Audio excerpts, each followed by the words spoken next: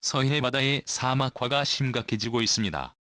바닷속이 사막화돼버리는 갯녹음 현상 외에도 진짜 사막화가 우려되는 상황입니다.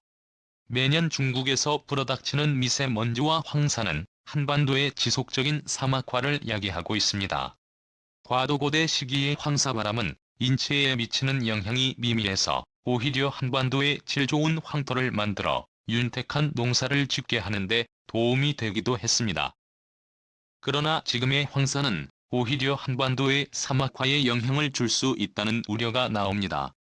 실제 고비 사막과 타클라마칸 사막의 면적은 매년 넓어지고 있고 고비 사막뿐 아니라 한반도 머리 위에 해당하는 만주 평원도 사막화가 진행돼서 한반도에 불어닥치는 약 10% 정도가 만주 지방에서 불어닥치는 황사와 미세먼지가 해당되고 있습니다. 그런데 이러한 사막화 현상이 한반도 서부 해안 지역을 엄습하고 있어 충격을 주고 있는 가운데 이러한 우려를 극복하고자 한국에서 진행하고 있는 프로젝트가 눈길을 끌고 있습니다. 국토전략팀이 한국의 서해 바다는 예로부터 수산 자원이 풍부하고 개펄로 인해 한반도에 거주하는 많은 사람들을 윤택하게 하는 바다였습니다. 그뿐 아니라 그 깊이까지 낮아서 간척을 하게 될 경우 국토의 면적까지 넓어지게 되어서 서해 바다는 한국인들의 축복의 바다였습니다. 그런데 최근 서해 바다가 사막화되고 있다는 우려가 나옵니다. 실제 한국의 서해 바다에는 사막 지역이 있습니다. 해안사고라고 하는 해변의 모래가 넓어져서 사막처럼 바뀌어 버리는 지형입니다. 대표적으로 서해 바다의 대한반도의 신들이 해안사구가 있고도 서해의 대청도에도 거대한 해안사구가 마치 사막처럼 형성되어지고 있습니다. 그 면적도 마치 사막처럼 넓어지는 모습을 보여 많은 관광객들이 즐겨 찾는 관광명소가 되고 있습니다.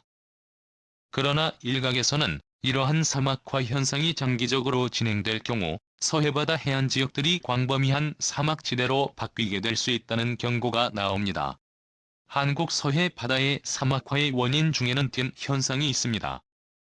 동해에서 불어오는 고온 다습한 바람이 태백 산맥을 넘으면서 건조하고 뜨거운 바람으로 바뀌면서 한반도 서해 바다에는 고온 건조 기후대로 바뀌는 현상이 매년 심화되고 있습니다. 심지어 한국에서 가장 뜨거운 지역인 대구 특수형계후보다 최근에는 서해안 지역의 여름철 기온이 더 높아지고 있고 바닷가와 인접해 있음에도 건조한 기후가 유지되면서 서해안의 사막화가 우려되고 있다는 분석이 나옵니다. 이러한 현상은 남한 지역뿐 아니라 북한 지역에서도 심각한 상황입니다. 심지어 북한에는 산림지대의 나무를 모조리 데우다가 난방 연료로 사용하면서 고비사막 완주. 그 다음은 북한의 서부 해안지대가 사막 건조지대로 바뀌어 나가는 추세입니다. 국제적십자사를 비롯한 국제기관에서도 북한의 사막화는 심각한 수준으로 치닫고 있다는 보고를 내놓고 있습니다. 이러한 현상이 남한 지역까지 넘어오게 될 경우 한국 서부 해안 지역이 사막화의 첫 번째 희생양이 될 가능성이 높습니다. 심지어 이 지역에는 강수량까지 점점 낮아지고 있어서 농작물의 가뭄 현상이 심화되는 추세이며 간척 사업 실시가 시개발 사업 등의 여파로 인해서 지하수의 고갈 담수 저수량이 저조가 이어지고 있습니다. 특히 한반도 유일의 사막지대가 있는 충남 서부 해안지대의 사막화는 더욱 심각합니다. 강수량 저조로 인해서 담수량을 확보하지 못해 인근의 농업지대에 물이 고갈되고 있고 또 충남 서부 지역에 대규모 산업단지가 들어서면서 공업용수 조달까지 어려워지는 추세입니다. 다행히 최근에는 물이 부족한 충남 지역의 물 부족 현상 해결을 위해 대청댐에서 물을 조달해오는 프로젝트가 진행되면서 충남 서부 해안지대의 물 부족 문제를 어느 정도 해결할 수 있을 것으로 관측됩니다. 이러한 상황 가운데 한국 정부가 수십 년에 걸쳐 추진해온 프로젝트가 주목받고 있습니다. 바로 서해의 일부 지역에 방조제를 쌓고 저수지 안의 바닷물을 민물로 바꾸어 놓는 사업입니다. 거대한 담수호를 만드는 사업입니다. 이 프로젝트는 과거 서해에 방조제를 쌓아 만든 거대 호수인 시화호의 담수화 프로젝트와 유사한 사업입니다. 시화호가 담수화에 성공해 있었더라면 한반도 최대 규모의 담수호가 됐을 뻔했으나 지속적인 주변 공업지대의 폐수 이과 농업수 유입 등으로 수질이 악화되면서 담수화를 포기했었던 일이 있었습니다. 그러나 인근에 방조제를 건설한 사쿠의 경우에는 담수화 사업에 성공하여 한국 최대의 담수호를 만들어냈습니다. 시화호처럼 삽교의 경우에도 수질 오염 문제가 어느 정도 있는 상황이지만 아직 농업용수나 공업용수로의 사용은 가능한 수준입니다. 이 외에도 성문호와 화성호 역시 주변 산업단지와 농경지에 물을 댈 수 있을 만한 담수호로 운영되고 있는 상황입니다. 이렇게 바다를 막아 만든 염호수를 호수로 바꾸게 되면 주변 지역에 막대한량의 담수를 공급할 수 있어서 앞으로 점차 주목받는 사업이 될 것으로 관측됩니다. 이러한 바닷물을 막아 만든 호수를 민물로 바꾸는 작업에서 가장 관건이 되는 것은 깨끗한 담수의 유입과 수질 오염 관리입니다. 특히 한국의 해수 담수화 기술을 잘 활용하면 서해 인간이 만들어낸 세계 최대 규모 민물 호수가 만들어질 수 있습니다. 현재 한국은 해수 담수화 기술에 있어 세계 최고 권위를 보유하고 있습니다. 두바이와 사우디아라비아에 공급되는 수돗물 대부분이 한국 기업이 만들어낸 해수 담수 플랜트에서 공급하고 있는 상황입니다. 클수록 메말라 가는 서해안 지역 역시 여러 담수수뿐 아니라 해수 담수화 기술을 통해서 지역 내 갈등 해소 방안이 병행될 경우 서해안 지역의 사막화 문제는 어느 정도 해소할 수 있을 것이라는 관측이 나옵니다. 해수 담수화의 가장 큰 문제는 막대한 에너지 사용이 있습니다.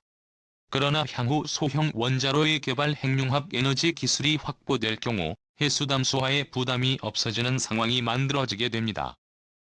남아도는 전기 에너지를 해수 담수화 기술에 이용하게 되면 막대한 저수량의 담수호를 서해바다 해안 곳곳에 만들어 세계 최대 규모의 인공 담수호수를 한국에 만들어낼 수 있을 것으로 전망됩니다. 특히 한국에서는 새로 간척된 간척지와 사막에서 자를 수 있는 여러 개의 나무 수종까지 개발에 성공하면서 연분기가 있는 간척지에 대규모 숲을 만들어낼 수 있게 된 상황입니다. 세계 최대 규모의 간척 사업이 진행되는 새만금의 경우에도 사막화 문제가 주민들의 삶에 피해를 주고 있습니다. 새만금 간척지를 매립한 지역은 아직 나무가 자라지 못해 모래가 쌓여 북서풍이 불게 될 경우 인근 지역에 모래가 날아다니는 상황입니다.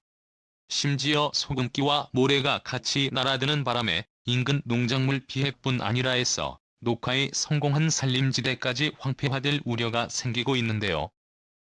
하지만 최근에 개발된 나무 품종인 연분이 있어도 잘 자라는 나무 품종 개발에 성공하게 되면서 새만금 간척지에 거대한 숲을 조성하기 시작하면서 이러한 사막화의 우려를 잠재우고 있습니다. 이러한 기술은 향후 북한 만준의 몽골 지방까지 확대 접목하게 될 경우에는 점점 사막화되어가는 동아시아 지역의 새로운 희망의 빗줄기가 될 것으로 관측됩니다. 사실 우리가 살고 있는 대한민국 땅은 사실상 사막과 같은 메마른 땅이었습니다.